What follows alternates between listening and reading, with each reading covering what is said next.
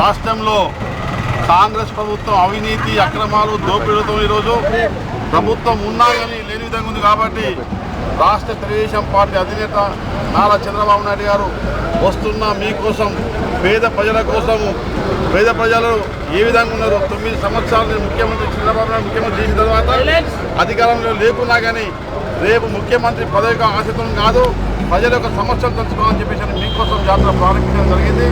అనంతపూర్ జిల్లా నుంచి కరీంనగర్ జిల్లాల వరకు సుమారు 1400 కిలోమీటర్ల పాదయాత్ర సాగించాడు. కాబట్టి ఆయన ప్రజల యొక్క సమస్యలను తెలుసుకున్నాడు. మాకు కూడా కాన్స్టిట్యూన్సీలోని ప్రతి గ్రామానికి వెళ్ళి ప్రతి గర్భకి వెళ్ళి ప్రజల యొక్క సమస్యలు తెలుసుకోవాలని ఆలోచనతో ఈరోజు మేము పల్లె తెలియజేసిన కార్యక్రమాన్ని చేపట్టడం జరిగింది. ఈరోజు కీసర మండలంలోని సుమారు 10 గ్రామాల్లో తిరుగుతుంటే ప్రజల యొక్క సమస్యలు చూస్తుంటే ఈరోజు రాసాయనికాల సమస్య, ఈరోజు కరెంటు సమస్య, ఇంటి బిల్లు కరెంటు బిల్లు సమస్య, ఈరోజు బియ్యం లేని పరిస్థితి, పింఛన్ లేని పరిస్థితి, ఈరోజు పట్టా సర్టిఫికేట్ లేని పరిస్థితి, ఈరోజు ఏ సమస్య వచ్చినా ఈరోజు ప్రజలకు చేసింది కాంగ్రెస్ ప్రభుత్వం ఏం లేదు. కాబట్టి మా యొక్క నాయకులతోనే మేము అందరం సమాలోచన చేసుకొని ఈ ప్రభుత్వంపై నిలదీసి ప్రజల యొక్క సమస్యలు నెరవేర్చాలని చెప్పి ఆలోచనతో ఈరోజు పల్లె తెలియజేసే కార్యక్రమం పెట్టడం జరిగింది.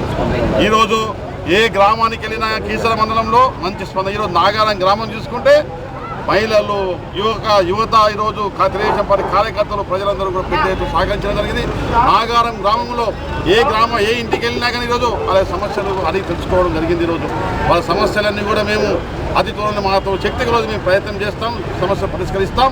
ఆ తర్వాత రేపు నారా చంద్రబాబు నాయుడు గారు 2014లో ముఖ్యమంత్రి అయ్యేది ఖాయమని చెప్పేసి అన్ని సభాముఖంగా తెలియజేసుకుంటూ రేపు ఆ సమస్యలన్నీ కూడా చంద్రబాబు నాయుడు గారు వృద్ధులకు 1000 రూపాయల పింఛన్ ఇస్తామని చెప్పడం జరిగింది. అదే రైతులకు 9 గంటల ఉచిత కరెంటు ఇస్తామని చెప్పడం జరిగింది. అదేవిధంగా చూస్తుంటే ఈరోజు రైతులకు కూడా ఈరోజు రుణమాఫీ అని చెప్పడం జరిగింది.